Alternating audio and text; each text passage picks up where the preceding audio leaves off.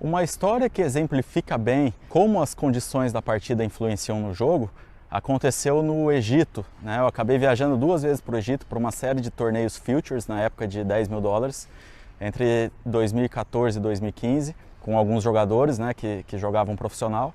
E no primeiro ano o torneio era em quadras de saibro, né? Ali, apesar de ser nível do mar, fica no meio do deserto, então é muito seco. Isso faz com que o jogo também fique um pouco mais rápido. E ali ventava demais, as quadras não tinham proteção atrás das quadras e era tudo muito aberto. Então ventava muito. Alguns horários do dia o vento ficava assim absurdamente forte, ao ponto do jogo de tênis não ser mais confirmar o saque, e sim fazer os games a favor do vento. Isso demorou um certo tempo para que a gente conseguisse se adaptar a isso. Então era muito comum o jogador, eu estava aqui a favor do vento, então eu vinha para esse lado aqui, eu ganhava o meu game.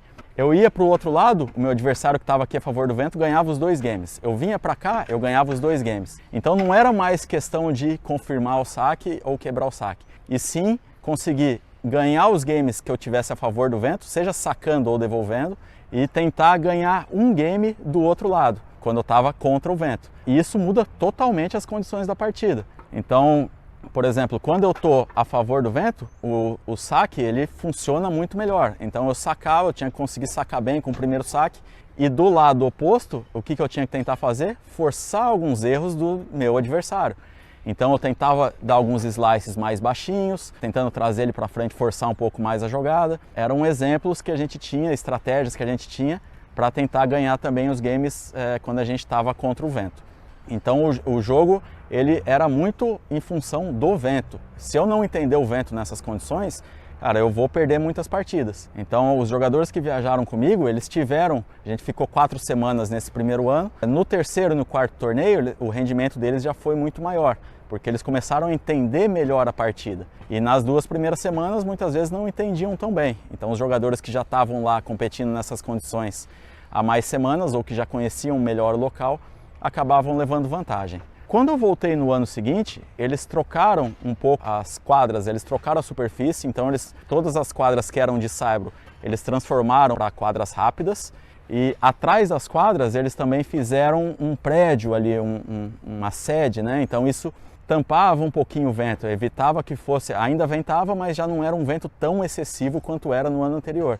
E isso já mudou totalmente as condições da partida. Continuou sendo rápido porque é um local que é muito seco, mas ao mesmo tempo o vento não influenciava tanto quanto antes. Então a quadra ficou mais rápida, né? Era uma quadra de cimento áspera.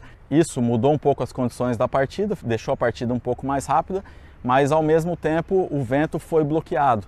Então não era mais tanto fazer o game a favor do vento e conseguir fazer um game contra o vento. E sim, o jogo já voltou um pouco mais à sua normalidade, que era confirmar os saques e conseguir pelo menos uma quebra de saque ali para que a gente conseguisse ganhar as partidas. Então esse é só um exemplo de como as condições mudam. De um ano para o outro, só porque o vento foi tampado e a superfície da quadra foi trocada, mudou completamente as condições de jogo. Então a maneira mais eficaz de jogar era completamente diferente. Então a gente sempre tem que tentar se adaptar às condições que a gente vai encontrar nas partidas. Isso vai fazer com que a gente consiga ganhar muito mais jogos de tênis.